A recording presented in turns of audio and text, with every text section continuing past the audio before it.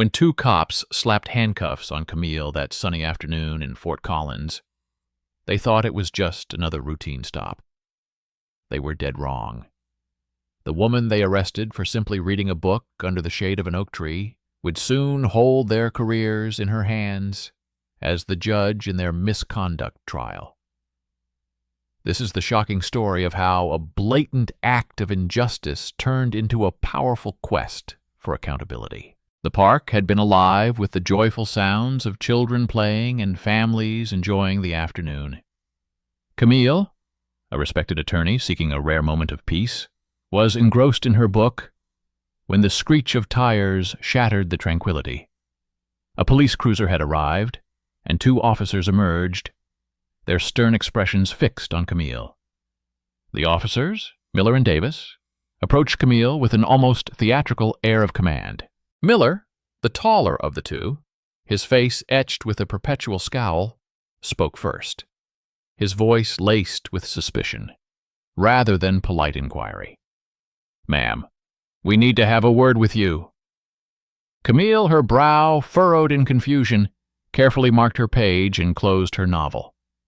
It was a first edition of Zora Neale Hurston's Their Eyes Were Watching God, a cherished escape from the pressures of her demanding career as a civil rights attorney.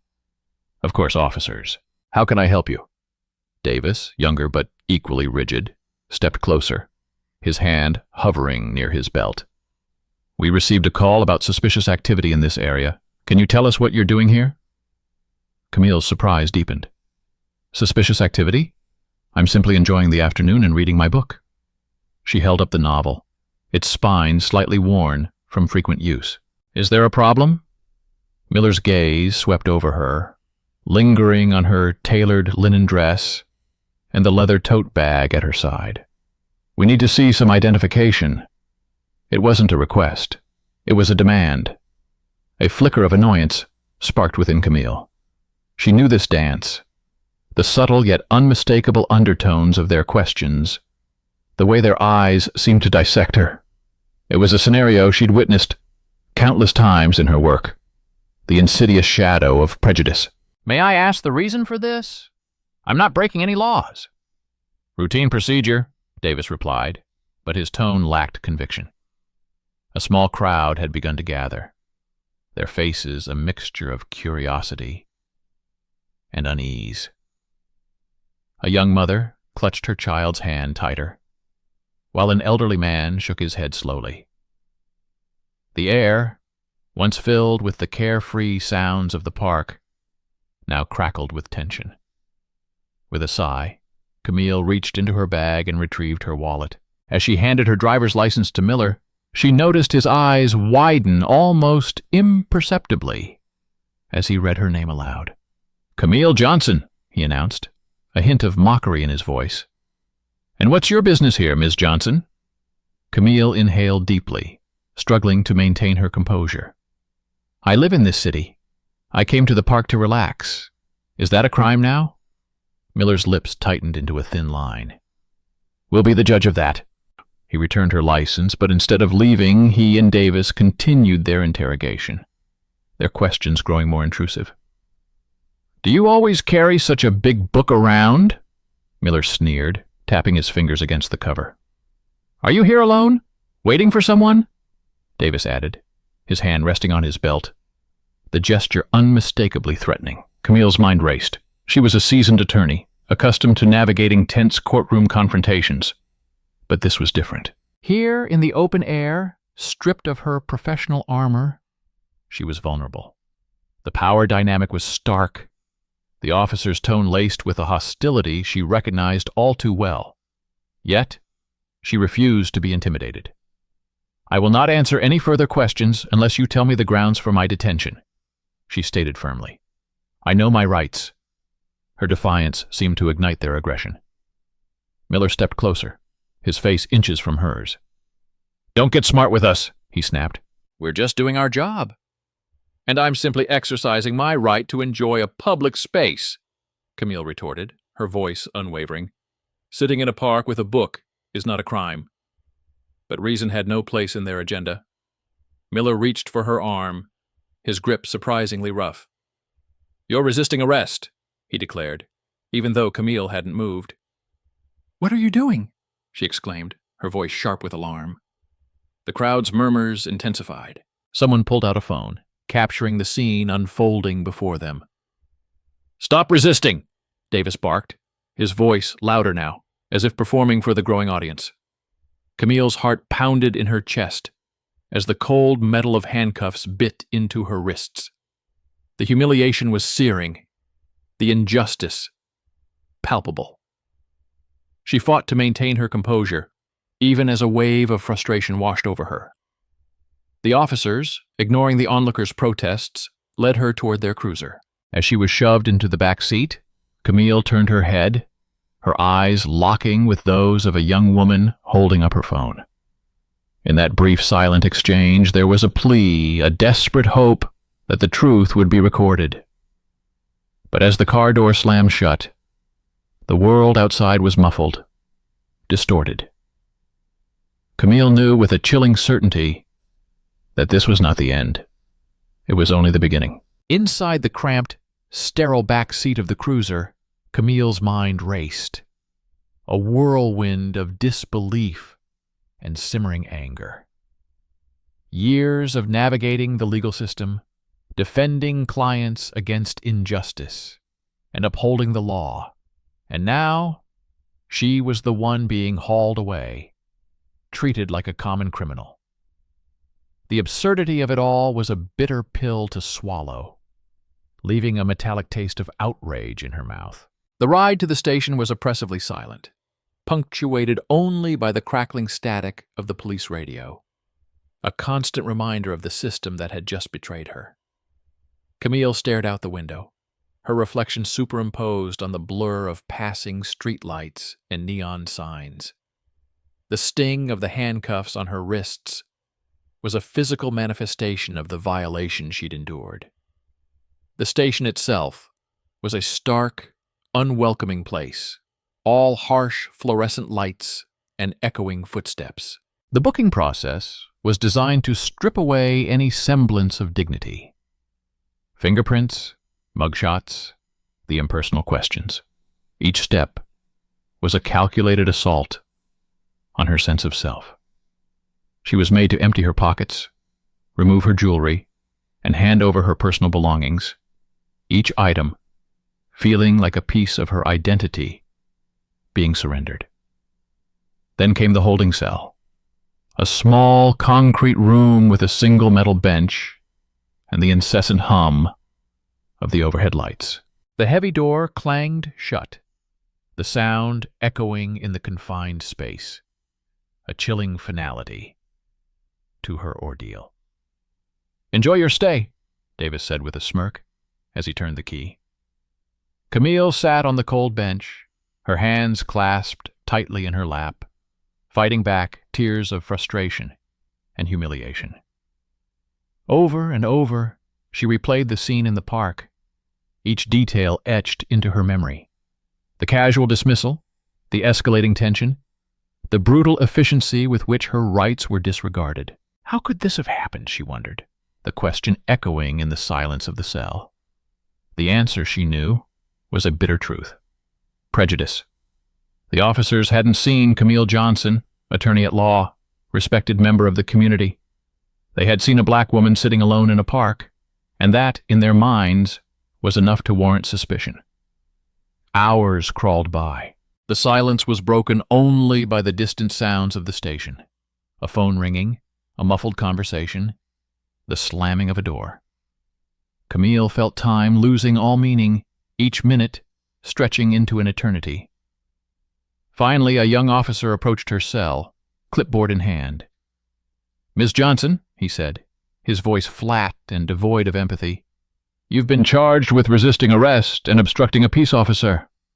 Camille's head snapped up, her voice sharp with disbelief. "On what grounds?"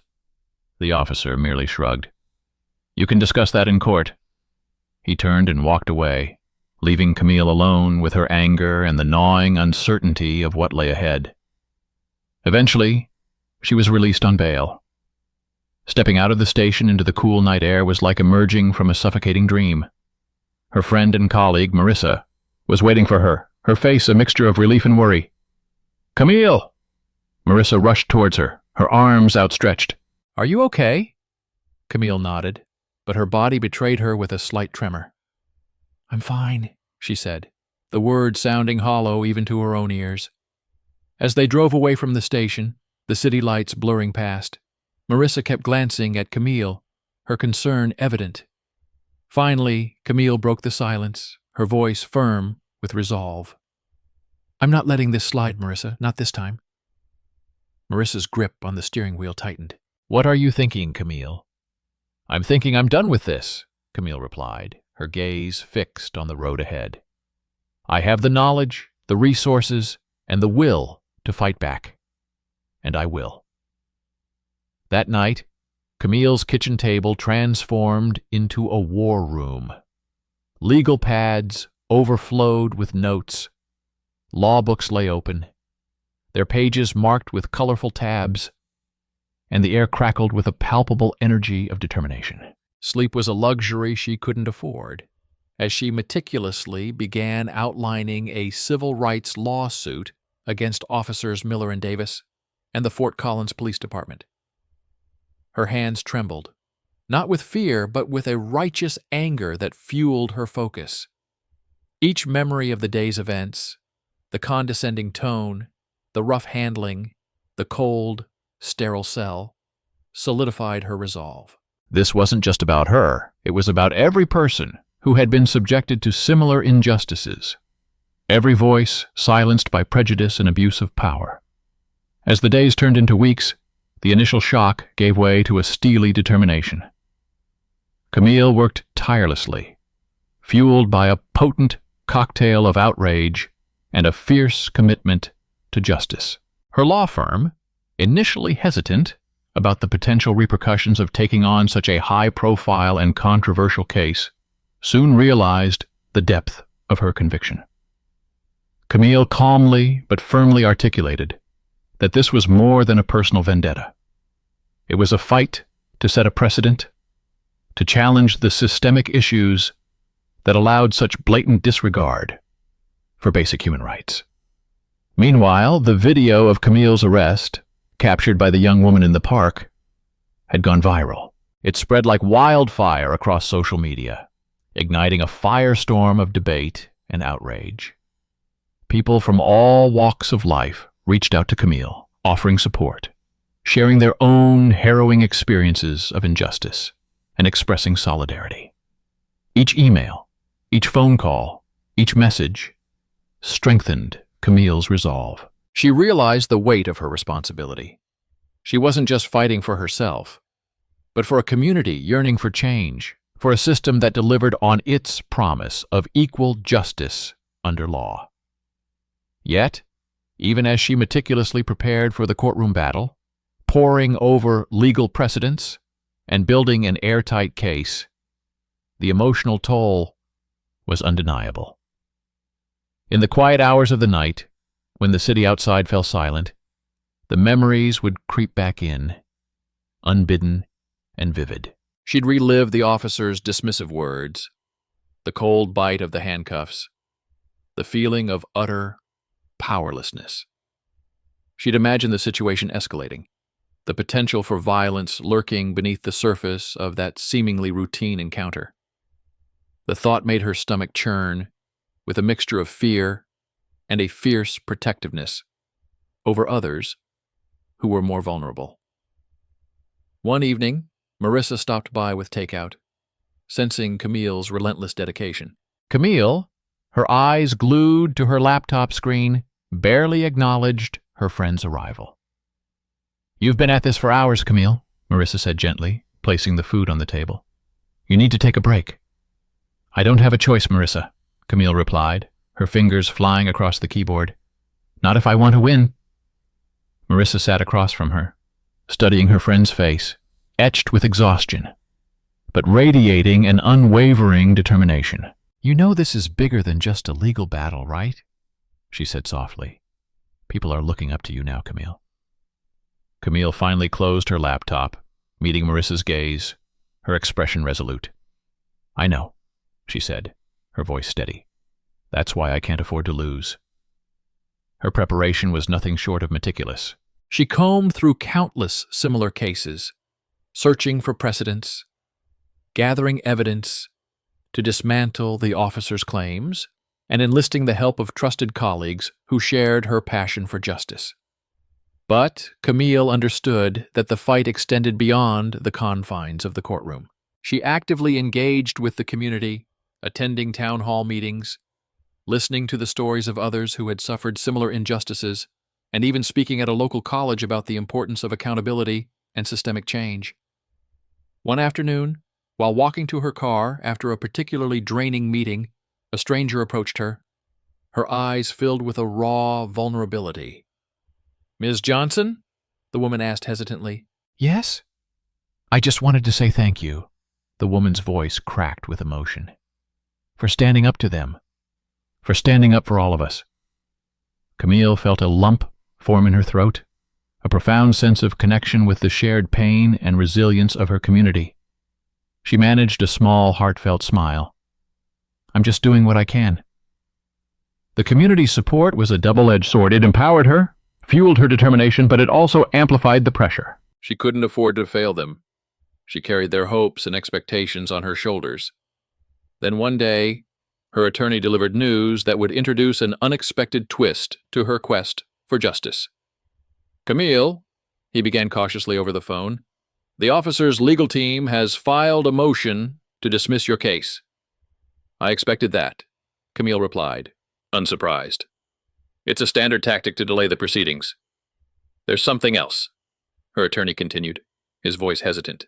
"You've been assigned as the judge for one of their cases next month." The irony was staggering, almost surreal. Camille leaned back in her chair, a wave of astonishment washing over her. After weeks of preparing to confront these officers as their accuser, fate had dealt her an entirely different hand. For a moment, doubt flickered in her mind. Could she do it? Could she set aside her personal feelings, climb onto that bench, and preside over their case with the impartiality the law demanded? But then the faces of those who supported her flashed through her mind, the countless stories of injustice, the burning need for change. This wasn't a mere coincidence. It was an opportunity, a chance to demonstrate what true justice looked like, to hold those in power accountable, and to challenge the very system that had failed her. The day of the misconduct hearing arrived, charged with an undercurrent of anticipation that went beyond the usual courtroom tension. Word had spread like wildfire through the legal community and beyond. The woman who had filed a civil rights lawsuit against officers Miller and Davis was now the judge presiding over their other case. The courtroom was packed, every seat filled with spectators eager to witness this extraordinary turn of events. Reporters lined the back wall, their pens poised, notebooks open, ready to capture every nuance of the unfolding drama. The case itself was seemingly unremarkable, almost mundane in its bureaucratic nature. An internal misconduct hearing involving Miller and Davis, accused of using excessive force during a routine arrest in a separate incident. To most, it was just another cog in the grinding machinery of the justice system. Miller and Davis sat at the defendant's table, their uniforms pressed, their badges gleaming, a facade of authority that seemed slightly tarnished under the weight of the circumstances. They leaned in close, whispering to each other, their expressions a mix of indifference and a flicker of unease. This was routine, they likely told themselves, just another procedural hurdle to clear. Then the heavy door to the judge's chamber swung open, and a hush fell over the room. Camille stepped out, her black robe flowing behind her with an almost regal grace. She moved with purpose, her head held high, her expression composed yet commanding, radiating an aura of quiet strength that commanded attention. As she ascended the bench and took her seat, her gaze swept across the courtroom, finally settling on the two officers. The effect was instantaneous and palpable. Miller's face drained of color, his eyes widening in disbelief as if he'd seen a ghost. A visible tremor ran through his hands, resting on the table. Davis shifted uncomfortably in his chair, his jaw muscles clenching and unclenching as he struggled to process the reality of the situation. The bravado that had characterized their encounter in the park seemed to evaporate, replaced by a palpable vulnerability. It was her. The woman they had dismissed, humiliated, and arrested for the crime of reading a book in broad daylight. The realization crashed over them like a tidal wave, shattering their carefully constructed sense of control. Camille allowed a pregnant pause to hang in the air, letting the full weight of the moment sink into the collective consciousness of the room. The silence was thick with unspoken questions, with the electric tension of irony and anticipation. Then, in a clear, steady voice that brooked no argument, she broke the silence and began the proceedings. "This court is now in session. Please be seated." The officers sat rigidly, their composure crumbling, their eyes darting nervously between Camille and their attorney. Miller whispered frantically to their lawyer, his voice barely audible, his face a mask of confusion and disbelief. Davis stared straight ahead, his gaze fixed on some distant point, his mind clearly reeling from the sheer improbability of the situation. Their attorney, a seasoned professional, nodded curtly, his expression unreadable, but his focus remained firmly on Camille. He understood the gravity of the situation, the precarious tightrope he now had to walk. For the first time in weeks, since that humiliating afternoon in the park, Camille felt a shift in the power dynamic. The scales had tipped, the tables had turned, and she was now in a position of authority over the very men who had so callously abused theirs. But Camille was acutely aware that this wasn't about revenge, about settling scores or indulging in personal vindication. Her role as a judge demanded impartiality, a commitment to upholding the law and administering justice fairly and equitably, regardless of her personal feelings. Still, the sheer irony of the situation was impossible to ignore, a twist of fate that resonated with everyone in the room. As the attorneys presented their opening arguments, Camille maintained an air of professional detachment, her gaze sweeping across the courtroom, her expression carefully neutral. She listened intently, her pen moving smoothly across her notepad, meticulously recording every detail, every nuance of the arguments. But every so often, her eyes would flick towards Miller and Davis, seated stiffly at the defendant's table. She could feel the weight of their gaze, the palpable tension radiating from their rigid postures. She observed the subtle signs of their unease, the way their hands fidgeted, the beads of sweat that dotted Miller's brow, the forced nonchalance in Davis's averted gaze. During a brief recess, the officers retreated to the hallway, their voices low and agitated. "How in God's name is she the judge?" Miller hissed, his frustration barely contained. "This has to be some kind of setup," Davis muttered, shaking his head in disbelief. "There's no way this is just a coincidence." Their attorney, his face impassive, his voice firm, interjected. "It's not a setup," he said sharply. "It's a coincidence, a bizarre one, but a coincidence nonetheless. You need to focus on the case, not on Judge Johnson. She's not the enemy here. Your actions are." But his words seemed to fall on deaf ears. The officers were too consumed by the surreal nature of their predicament, trapped in a Kafkaesque nightmare, where the woman they had wronged now held their fate in her hands. When the court reconvened, Camille resumed her position on the bench, her demeanor composed and authoritative. She ensured that the hearing proceeded with fairness and efficiency, adhering strictly to legal protocol. Yet, her very presence seemed to unsettle the defendants. Every time she addressed them directly, Their carefully constructed facade of indifference crumbled a little more. They shifted in their seats. Their voices faltered. Their eyes darted nervously around the room. At one point, during a particularly tense exchange with a witness, Camille caught Miller stealing a furtive glance at her. His expression wasn't one of defiance or anger, but something closer to regret, a flicker of nascent understanding of the gravity of their actions. The day wore on, each hour ratcheting up the tension in the courtroom. The air crackled with unspoken emotions, with the weight of past injustices and the anticipation of the judgment to come. Finally, Camille adjourned the hearing, her gavel striking the polished wood with a sharp, decisive sound.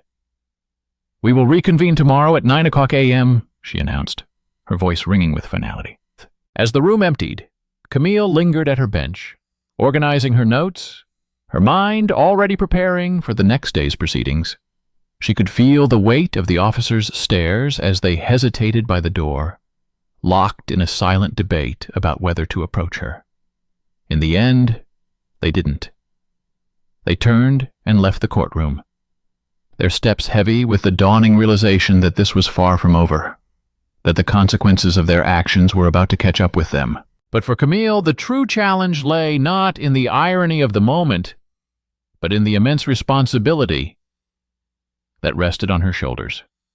It was in the decisions she would have to make, the delicate balance between justice and mercy, and the question of whether true justice could ever truly prevail. The following morning, the courtroom was even more crowded than before. News of the extraordinary circumstances surrounding the case had spread throughout the city, drawing a larger audience than usual for a routine misconduct hearing. Some were there out of morbid curiosity, eager to witness the spectacle of the officers facing judgment from the woman they had arrested. Others came to show their support for Camille, their presence a silent testament to their belief in her integrity and her unwavering pursuit of justice. Camille entered the courtroom with the same calm, composed demeanor she had displayed the previous day, her black robe flowing behind her like a mantle of authority. She ascended to the bench, her movements deliberate and purposeful, her gaze steady and unwavering. The attorneys wasted no time in diving back into their arguments, each word carefully chosen, each point meticulously presented. The prosecutor, a sharp, seasoned litigator, methodically laid out the evidence against the officers, calling witnesses and presenting damning testimony from the victim of the excessive force incident. "Your Honor," the prosecutor argued, his voice ringing with conviction, "the officers' actions were not merely a lapse in judgment. They were a blatant and inexcusable abuse of power. Their behavior reveals a disturbing pattern of disregard for the very people they are sworn to protect." Camille nodded, her expression thoughtful, her pen gliding across her notepad as she absorbed every word, every nuance of the testimony. Her focus remained unshakable, her attention unwavering, even as she felt the defendants squirm under her intense gaze. The defense attorney rose to counter the prosecution's claims, his tone measured but strained, his arguments lacking the conviction of his counterpart. "Your Honor," he conceded, "while we acknowledge that an incident occurred, we argue that the situation escalated due to factors largely beyond the officers' control. Their intent was not malicious, and we firmly believe that this case lacks sufficient grounds for punitive measures." As the arguments unfolded, Camille couldn't help but draw parallels between the case before her and her own recent experience. The excuses, the justifications, the attempts to minimize the officers' actions, it was all too familiar, a chilling echo of the dismissive treatment she had received in the park. Yet, she fiercely pushed her personal feelings aside, determined to let the facts guide her judgment, to ensure that justice was served impartially and without prejudice. The tension in the room reached a fever pitch during the witness cross-examinations. The prosecutor called the victim to the stand, a young man named Ethan, his voice trembling slightly. As he recounted the harrowing night, he was violently tackled to the ground by the officers during a routine traffic stop. "They didn't even give me a chance to explain," Ethan said, his eyes darting nervously between the attorneys and the officers. "It felt like they had already decided I was guilty before I even opened my mouth." The prosecutor pressed further, his voice sharp with inquiry. "And did you resist their orders at any point, Mr. Davis?" "No," Ethan replied firmly. "I was scared, but I did everything they told me to do. It didn't matter. They had already made up their minds." The room fell silent as the defense attorney stood to cross-examine Ethan, his questions probing, his tone skeptical. He tried to discredit Ethan's testimony, to paint him as uncooperative or untruthful, but the young man held his ground, his answers unwavering and resolute. Camille watched intently, her expression inscrutable, her mind dissecting every word, every gesture, every subtle shift in the dynamics of the courtroom. Then came the moment everyone had been waiting for. The defendants were called to testify. Officer Miller was the first to take the stand, his face pale and drawn, as he swore the oath, his voice noticeably shaky, as he answered the prosecutor's questions. "Officer Miller," the prosecutor began, his voice firm but respectful, "you have been accused of using excessive force during the arrest of Mr. Davis. Can you explain your actions on that night?" Miller hesitated, his gaze darting nervously towards Davis before answering, his words carefully chosen. I believe the situation was escalating rapidly. I made what I perceived to be a necessary judgment call." "And do you still believe your actions were justified?" the prosecutor pressed, his voice unwavering. Miller shifted uncomfortably in his seat, avoiding Camille's gaze. "At the time, yes. But in hindsight, perhaps I could have handled it differently." The prosecutor pounced on his hesitant admission. Handled it differently how, officer? By not tackling an unarmed, compliant individual to the ground? By not resorting to violence when de-escalation was an option? Miller opened his mouth to respond, but no words came out. His silence spoke volumes, a tacit admission of guilt that hung heavy in the air. When it was Davis's turn to testify, his demeanor was similarly subdued, his attempts to justify his actions only further undermining the defense's case. His evasiveness and his reluctance to take responsibility for his role in the incident highlighted a disturbing lack of accountability. Camille listened with unwavering attention, her face betraying no emotion, her thoughts carefully shielded from the scrutiny of the courtroom. But inside she felt a complex mix of emotions: frustration at the officers' continued attempts to deflect blame, a flicker of pity for their predicament, and a profound sadness for the countless victims who had suffered similar injustices without ever seeing their day in court. As the day drew to a close, it became increasingly clear that the evidence against the officers was overwhelming. The prosecutor's closing argument was powerful and impassioned, urging the court to send a clear message that abuse of power would not be tolerated, that those entrusted with protecting the community would be held to the highest standard of accountability. In contrast, the defense's closing statement was weak and unconvincing, their arguments grasping at straws, their tone lacking conviction. Even the officers themselves seemed resigned to the inevitability of an unfavorable outcome. Camille adjourned the hearing, her voice steady and resolute as she announced that she would deliver her ruling the following week. As the courtroom emptied, Miller and Davis lingered near the exit, their faces pale and drawn, the weight of their impending judgment heavy on their shoulders. For the first time, they seemed to fully grasp the gravity of their actions and the potential consequences they faced. But Camille knew that justice wasn't solely about punishment or retribution. It was about accountability, about fostering meaningful change, and about ensuring that the mistakes of the past would not be repeated. A week later, the courtroom was silent, every seat filled, the air thick with anticipation.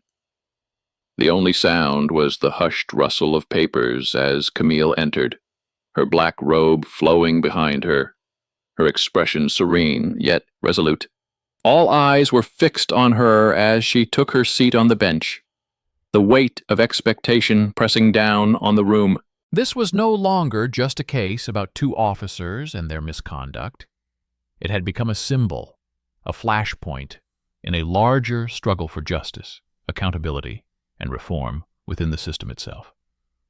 Camille's voice, when she finally spoke, was calm but firm, resonating with an authority born not of power, but of principle.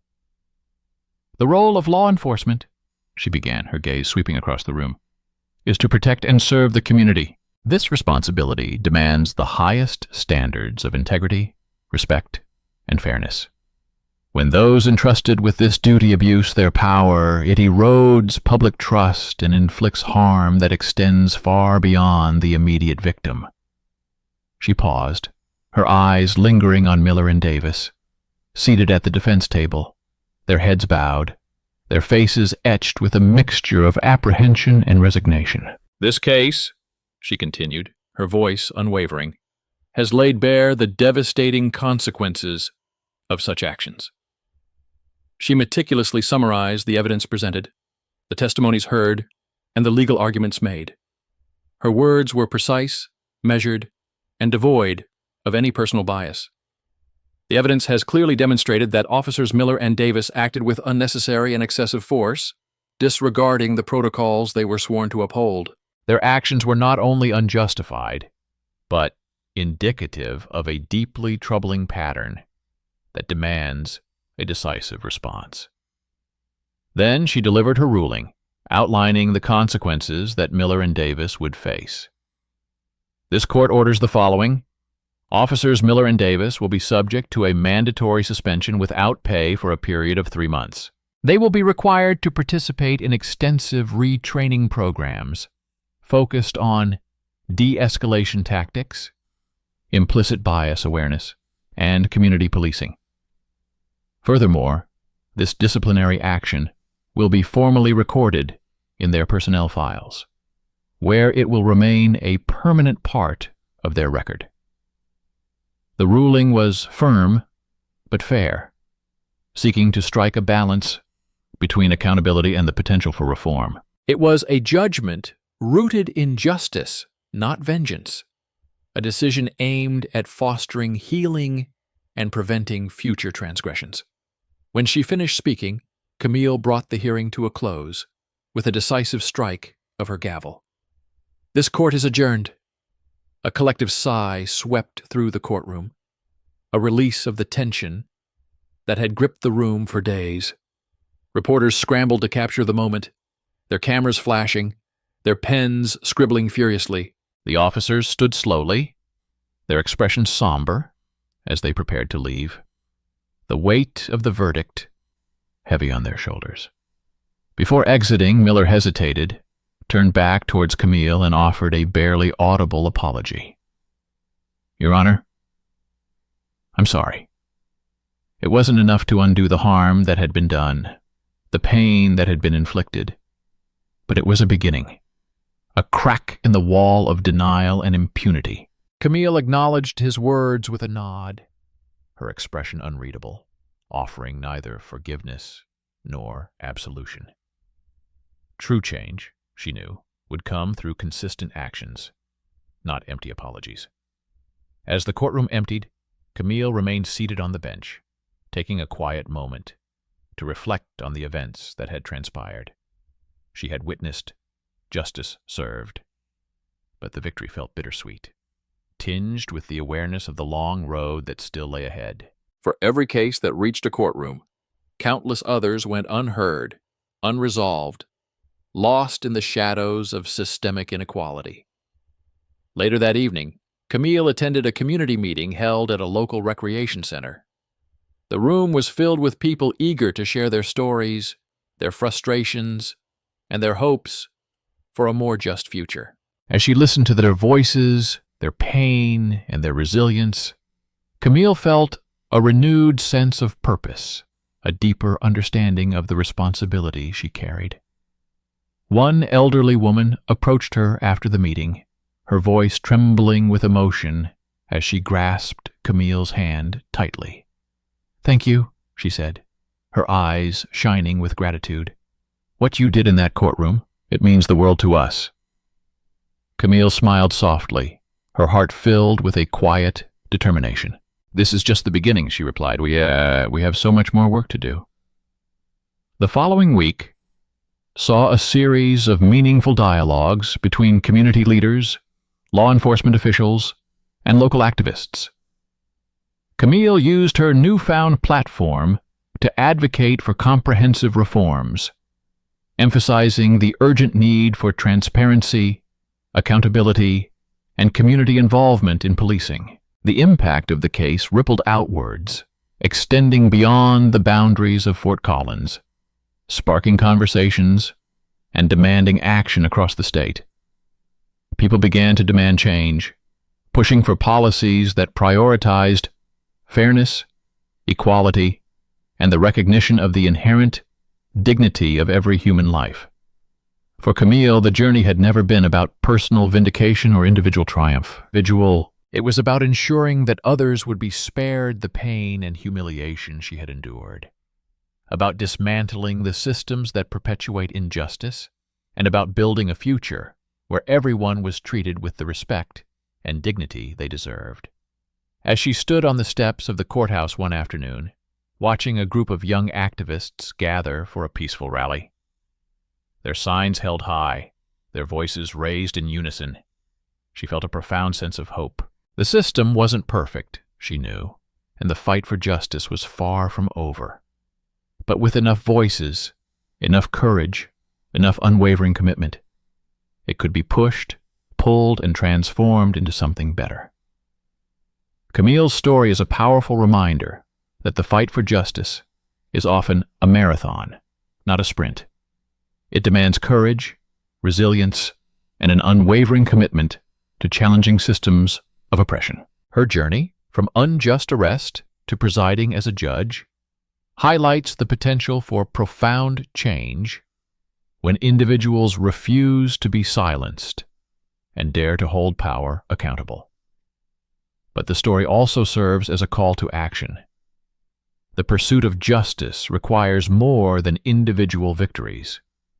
It necessitates systemic reform, community engagement, and a collective determination to dismantle the roots of inequality.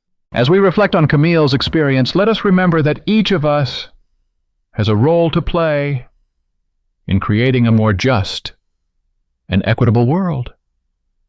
Let us amplify marginalized voices, challenge injustice wherever we see it, and work together to build a future where the promise of equality is a reality for all.